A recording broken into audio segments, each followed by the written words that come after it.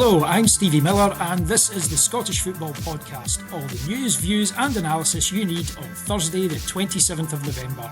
And we've a massive night of European football to look forward to. The confidence will come from nothing to do with what they will do or can't do or will do. It comes from our own, and we picked up plenty of confidence ourselves. Celtic travel to Rotterdam to face Dutch giants Feyenoord. Rangers, meanwhile, welcome Sporting Braga to Glasgow, with the Ibrox club still looking for their first point. But it's for us as well a next new challenge. We know we need points in this competition as well. This is always our goal, to go in such a game. Can Rangers finally kickstart their Europa League campaign?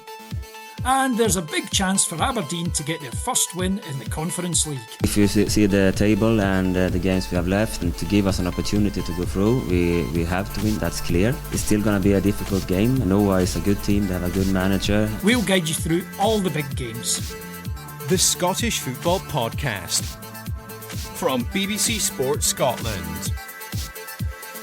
And I'm joined this morning by former Hearts and Dundee United manager Robbie Neilson and the Herald football writer at large Stephen McGowan. How are we both doing today, lads? Morning, Stevie. Morning, mate. How are you to the point? Never better. Plenty to get into with Robbie and Stephen, and let's start with Celtic and their visit to Feyenoord in Rotterdam. So this looks like it could be Martin O'Neill's last match as manager. Robbie, how would you sum up his time as interim boss? I think it's been entertaining, Martin's a great character. I think he's steadied the ship, hasn't he? He's come in, and I think they needed somebody in that interim period to bring a little bit of character back to the club, and I think he's done fantastically well. And obviously bringing Sean and Kevin has helped him getting that link with the younger players as well. But, he'll be wanting to go out on a high, I'm sure. Difficult place to go, the Coop, big stadium, big atmosphere. I think it's been. I think if you're picking him to come in and do that short-term one, I think Martin was the right choice. And Martin O'Neill's side were comfortably beaten last time out by Midtjylland. What do you think you'll have learned from that? Probably about his team in Europe, because I think previously when Martin was in European football, they were the favourites most of the time. Whoever they were playing against with the squad he had, he had like Henrik Larsson, obviously, he had all the big hitters. Whereas now Celtic are probably not, or they're not at that level. So now it's probably a more defensive aspect that it needs to look at. I think previously it was all out attack. It was all positive, probably in the build up to it. Whereas now even he's some of the stuff he spoke about yesterday in the press conference was we're playing Feyenoord, and trying to get the expectation levels down. So probably working on a bit more defensive aspects than he was previously in these European games, because Celtic, all the Scottish teams aren't at the level we were in European football 10, 15 years ago. Stephen, the off-field dramas at Celtic haven't abated any. Is that? Do you think that'll have an impact on tonight's game? I don't think it has an impact on the game, but I think the off-field drama comes from the issues that you see on the pitch. I think supporters were pretty fed up about the recruitment in the summer. And I think if they'd done that better, then so much of the kind of the discord and the toxicity we've seen around Celtic wouldn't necessarily be there. AGM was a slightly shambolic affair, and that was really born of the fact that they did not make the squad as good as it could be this season. They have problems, they don't have an obvious right attack option. They obviously are a wee bit short in centre forward, although I believe Kelechi Iheanacho flew to Holland and was back in the squad again after a hamstring injury. So I think it's obvious that the squad is nowhere near where it should be, and the fans are pretty unhappy about that. But I think the issue for Celtic now is just to limp through to January until they can get to this transfer window and try to make some reinforcements. The question then will be whether the people who made such a mess of the transfer window in the summer will get it right this time.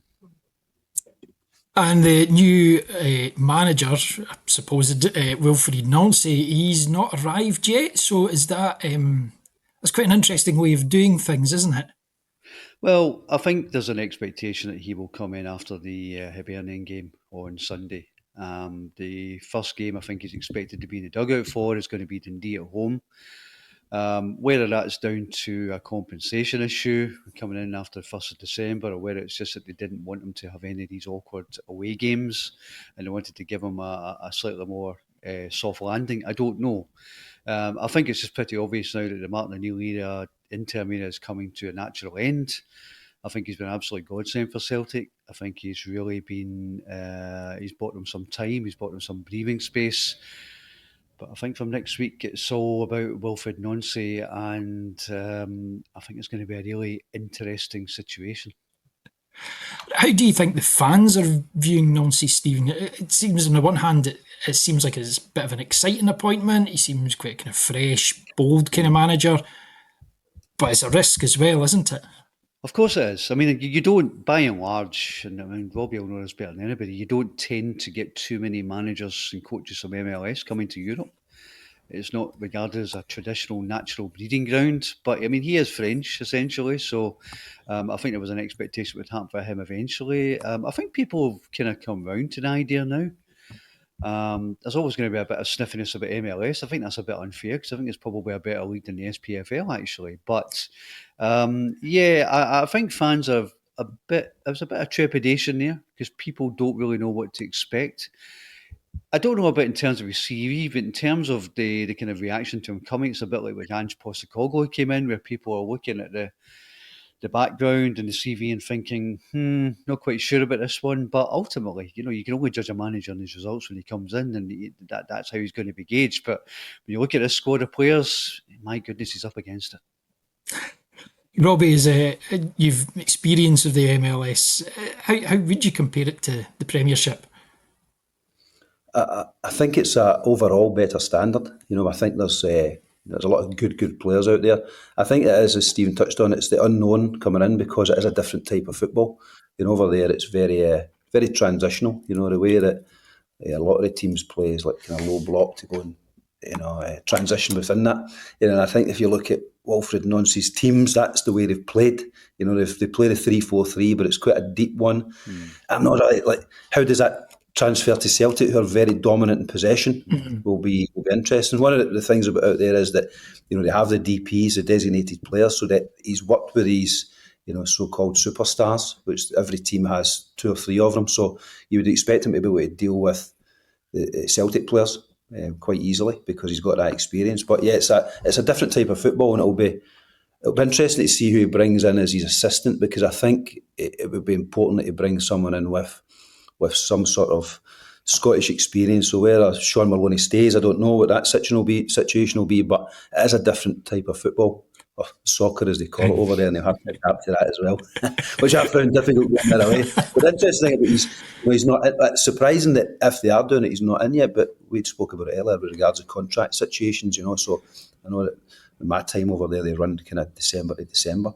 And that's when the compensation package comes down. So maybe we'll see him coming in the 1st of December. But it's it was similar to Ange, I think. It was the great unknown when Ange came in, having spent most of his career, or all of it, over in Asia. They've went to the other side of the world now.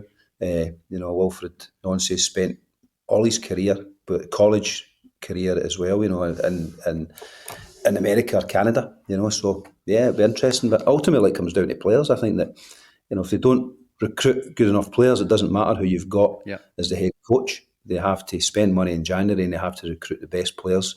And who makes that decision now will be interesting, as in, so they don't have the sporting director model. So it's going to be down to the Wilfred Nancy to recruit, and will they be able to recruit players that suit the Scottish game? We shall see. I believe he's already kind of started outlining to Celtic scouts a kind of profile of player that he wants to get in.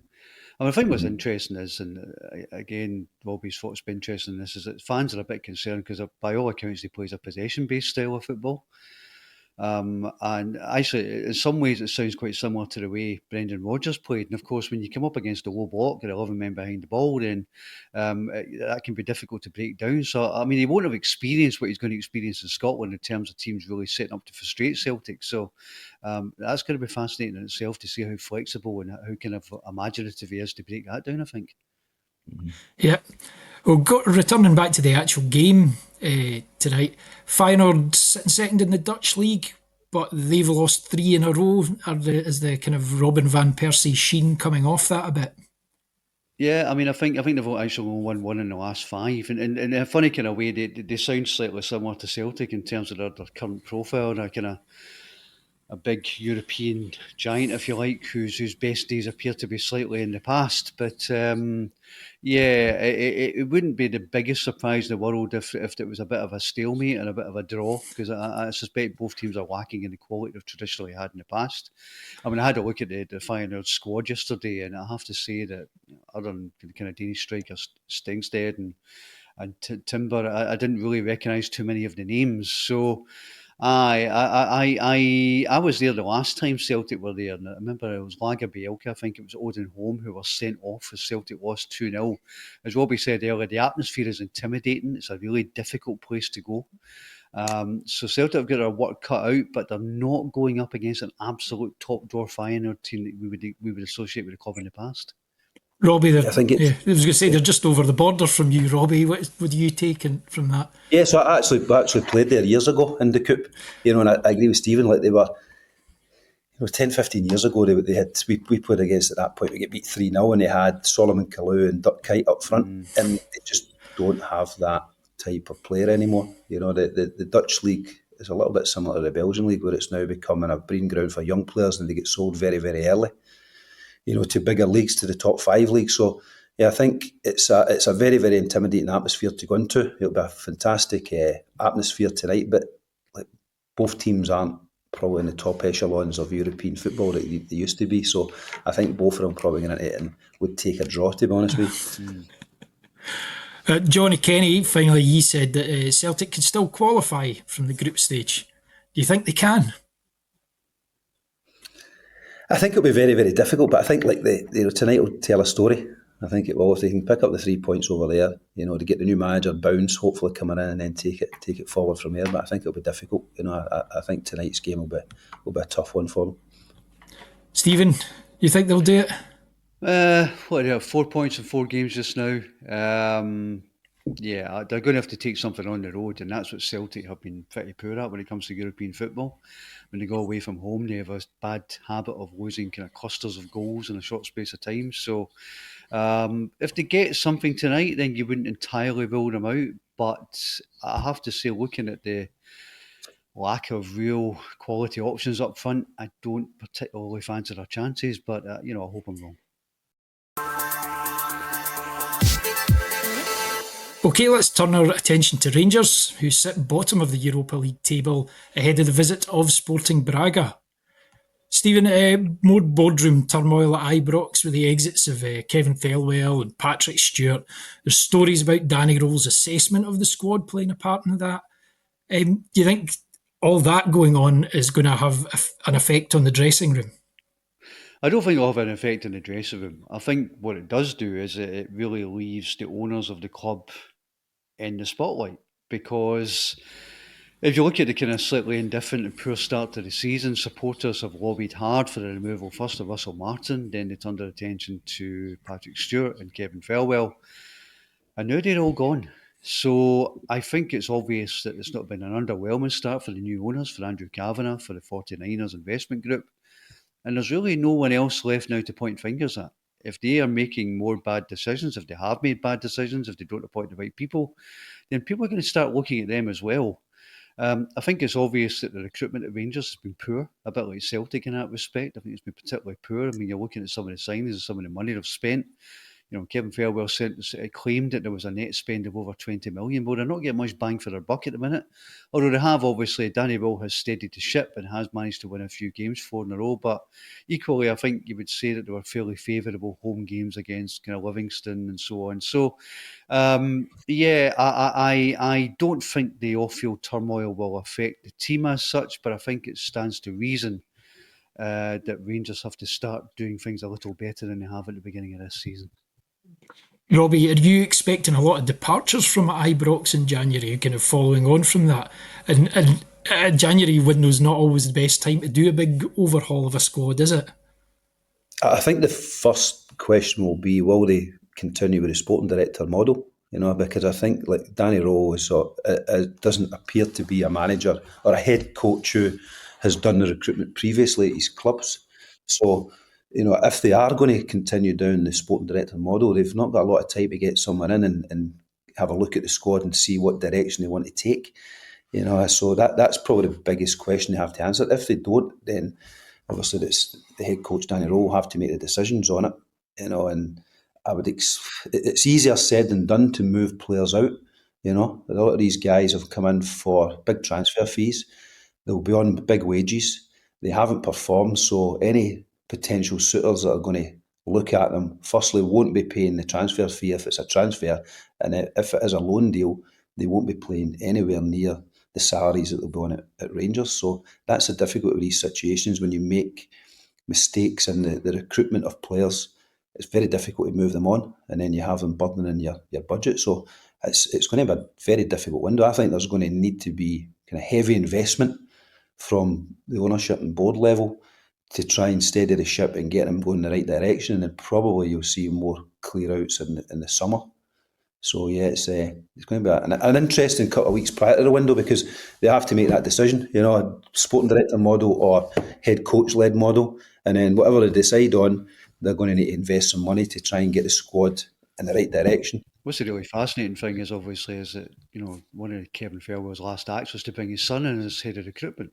Robbie Fairwell came in, and I mean, you're looking at that dynamic now and thinking, well, he's left a club in England, so he probably wants to keep his job, but how easy is that going to be if his father's been dismissed?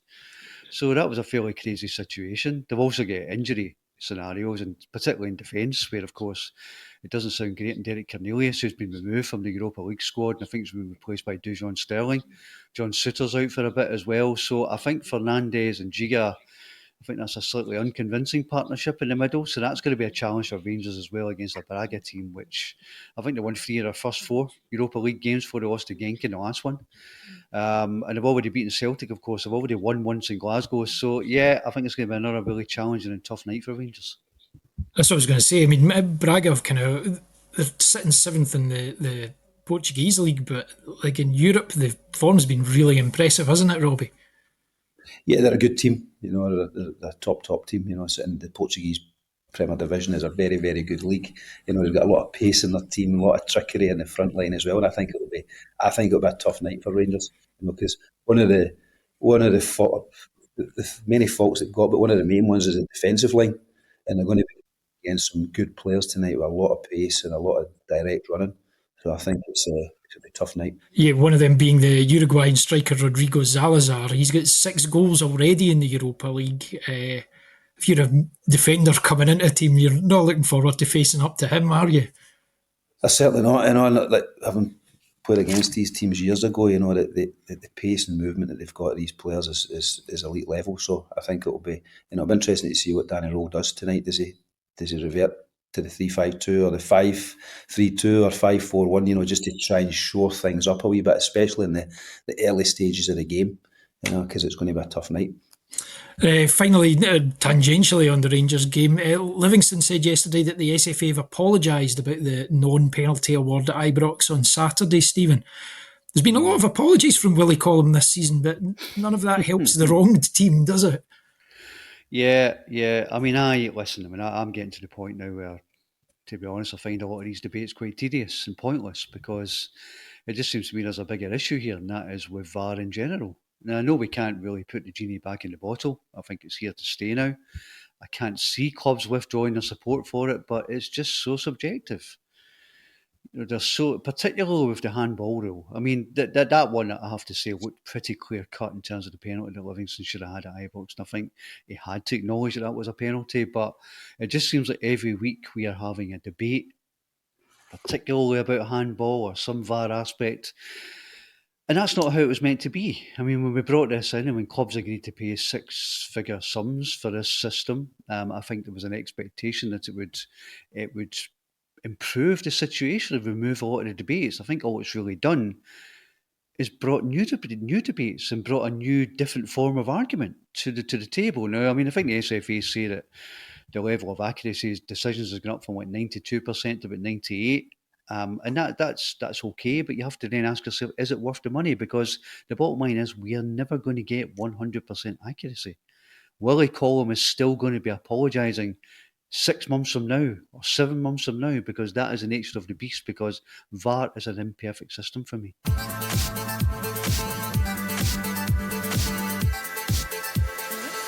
Okay, we turn our attention to the Conference League now, where Aberdeen are playing host to Armenian champions Noah. Are we going to see a flood of goals for the Dons here?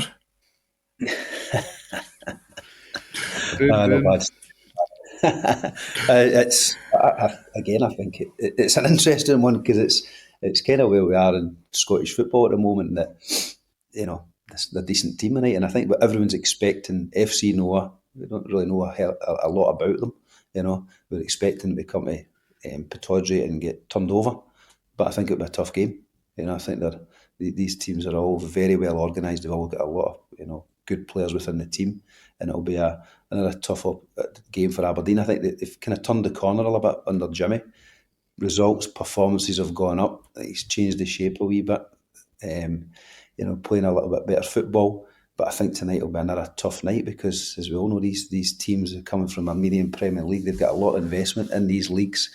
It'll be a difficult one for them. The one thing I hope, I'll see if I can get the game on some channel somewhere over here in Belgium, but I hope that the atmosphere at Pittodrie, I hope the fans come and they really make some noise, because I think a lot of the time, like the Armenian, the FC Noah play in front of maybe 3,000 fans per week, coming to Pittodrie, 18, 20,000 fans. I think that could be a real advantage for Aberdeen. I think they need the fans behind them. So a good start could see them win the game, but it'll be tough.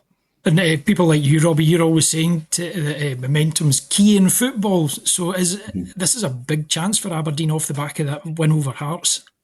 It's a big, big opportunity for them, because I think the fans will be going along tonight expecting a good performance and expecting a win. Because I think if you asked 99.9% of the fans, who are FC Noah and where do they come from, they probably won't know anything about the team. So they're expecting to come tonight and win. And if they can get the result, it gets that momentum going for the weekend. If they don't, then it's going to be another kind of hammer blow. I must confess, I had to look up yesterday. I had to have a wee look at FC Noah. What I saw was that the first Armenian team, I think, to get to the group stages 2 years in a row or something. So they've obviously got a wee bit about them. But, I think for Jimmy Tilleen, things are improving. And he's very much on a redemption arc, which is good when they're playing against FC Noah. I had to get it in. I had to do it. I'm sorry. I had to do it. Yeah, at least the puns aren't coming in 2 by 2, Stephen. Yes. So do you feel that the pressure's easing on Jimmy Tilleen? Yeah, it's like anything. Results do that, don't they? I mean, I think there was a spell there where it was looking pretty ropey for him. I think it was. I mean, we've said so many times. I mean, the Aberdeen owners want to give him the 3-year period to really try and work. They regard it as a project. They don't regard it as something where they want to cut and run as they have sometimes in the past. They really want to give him a chance to get this right. But that Scottish Cup win, the credits in the bank could only last so long. It couldn't go on forever. But he's begun to slightly turn a corner. I think changing his formation, going with the 3 at the back has really helped him.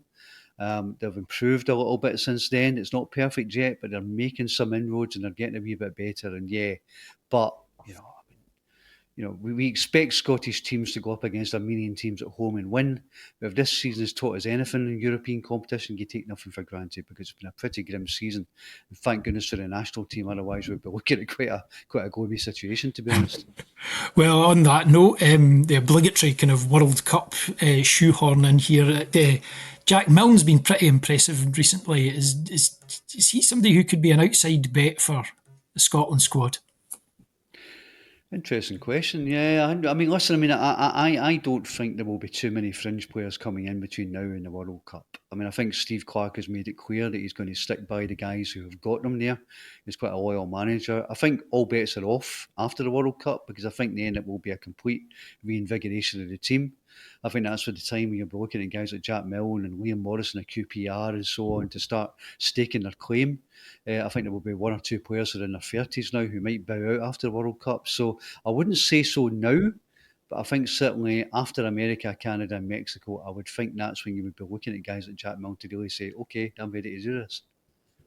Yeah, I agree with that, Steve. I think that Steve has been so loyal to the players that have got him to the World Cup now, and I can't see, other than injury, I can't see much change to the squad. There might be 1 or 2 slots, but it would be injury dependent, because he's been very, very loyal to every player that's within that squad, and they've managed to get him there. You look at the amount of caps they've got now as well.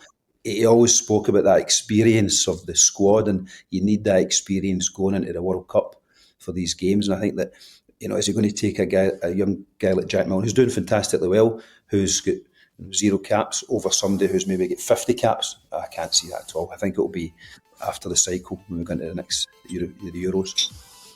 Well, that's great. That's all we've got time for. Many thanks to Stephen and Robbie, and thank you very much for listening. Remember, we're here with new episodes of the Scottish Football Podcast bright and early every day, so to make sure you don't miss out, subscribe on BBC Sounds and have push notifications turned on your phone. That's it. Thanks very much for listening. Have a great day, and we'll see you again tomorrow. For everything you need to know about your team this season, download the BBC Sport app. All the latest news, goal updates, stats and scores, and insight and analysis. Just select your club to get the biggest stories and best content at your fingertips. What a result. Download the BBC Sport app for everything you need to know about your team this season.